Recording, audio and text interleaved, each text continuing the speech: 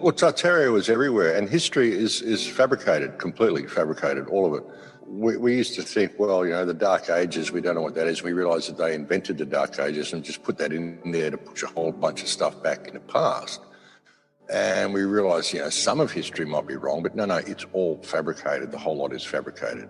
An interesting thing is the architecture we find all around the world, in all of our cities, that old Gothic style architecture, incredibly intricate design, and people look at it and say, oh, that's just the way they did things in the old days.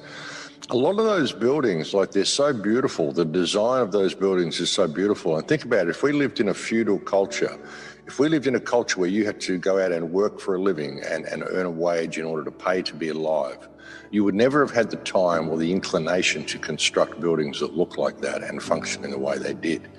These buildings were created as artistic statements. I mean, they were functional, they were power sources, they were generators. They used to generate their own free electricity, all sorts of things. But they were constructed in such a way that the beauty was a part of it. You just wanted to celebrate what you were creating. We don't do that sort of stuff anymore. Just the beauty of those buildings and the incredible complexity of those buildings is a great indication that we didn't live in this pay-to-be-alive society that we're living in now. Tartaria was all over the world. It was an advanced culture that had free energy. It was based on etheric energy, and it existed up until around about 200 to 250 years ago. We think even the earliest would be about the mid-1700s. It maybe was destroyed, possibly even a little bit later than that. And around about 1880, the late 1800s, they repopulated the world with children, and then they taught them whatever history they wanted. And you've got to wonder where all the children came from. Just look up foundling homes and foundlings and orphan trains across the United States, across Europe. They were everywhere, children everywhere. A couple of years ago, I was reporting on all this sort of stuff. And then the fires broke out and COVID broke out, and I had to kind of leave the topic and get on to more important things that are dealing with us now. But they repopulated the world with children in the late 1800s. They were literally having, they had amusement parks where they had babies on display. They had baby raffles in Paris in 1915, trains of orphans going across the country, across the United States, orphans being sent out to Australia, New Zealand, Africa, just repopulated the whole world with children, then taught them whatever history they wanted. And now we've got to this point where they're basically harvesting all the souls of those people. It's like they grew their herd, I've often referred to the earth as a people farm. We're living in a people farm, and people don't really realize it. I think of each country as its own separate pen, and what they've done now at the end, this is harvest time, and they're stock taking. They've closed all their pens, they're doing their stock take, and they're harvesting all those souls that they can get, leading them into the mainframe. And it's a natural progression from what happened in Tartaria. I mean, this will be the complete loss of human consciousness if they are able to lead us in there and actually able to get away with this. It will be the end of humanity.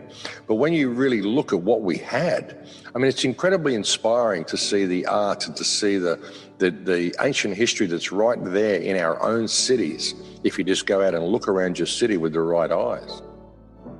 It's going to affect everyone in society, worldwide. This isn't just a US thing. I think people really need to waken up to what's going to happen. And the question is, how is it going to affect you personally? What are you going to do personally? How is it going to affect your family? I would just be very prepared for what's about to happen, especially as we get closer to the election.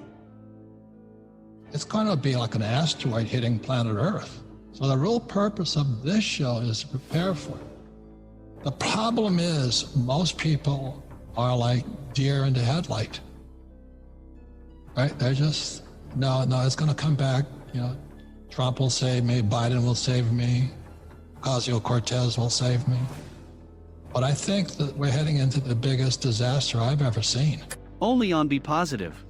We all know at this point 55 million Americans lost their jobs. Reports just came back yesterday that the U.S. GDP dropped 32.9%. Let me say this one more time.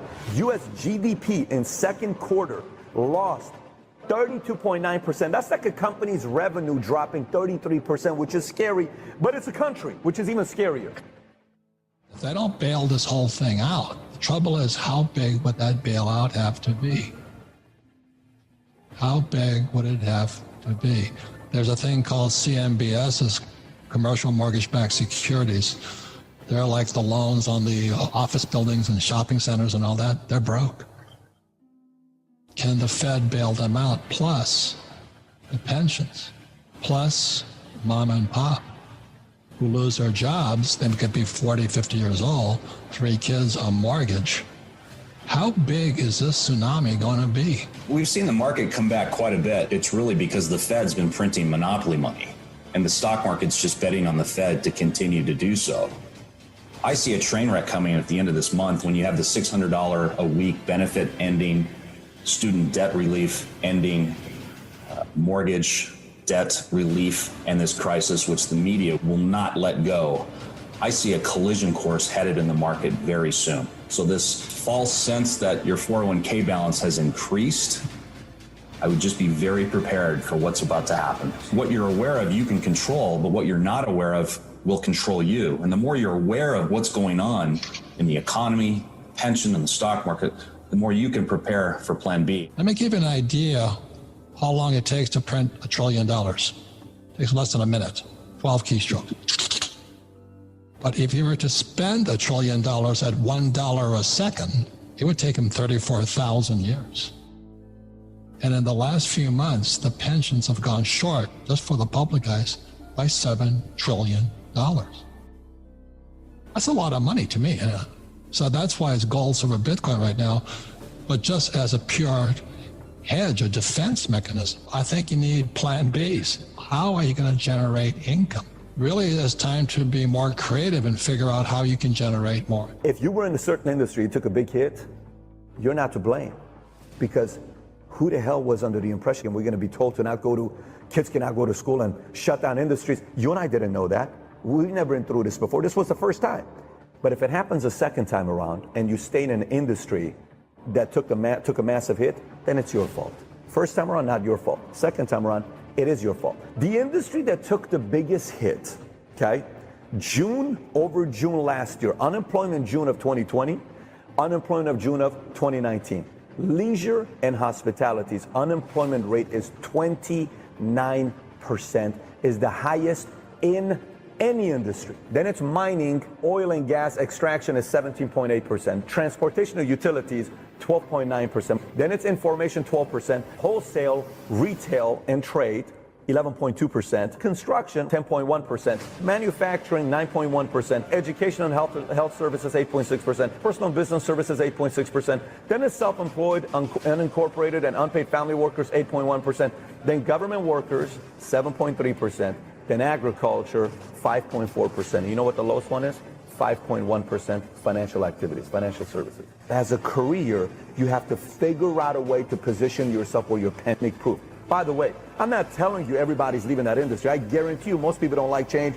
Most people like to stick to the same thing. Most people don't want to even see any kind of change, because as you get older, the hardest thing to do is change. You become this person that just kind of wants everything to be the same. You don't want that. But that's also a scary place to be.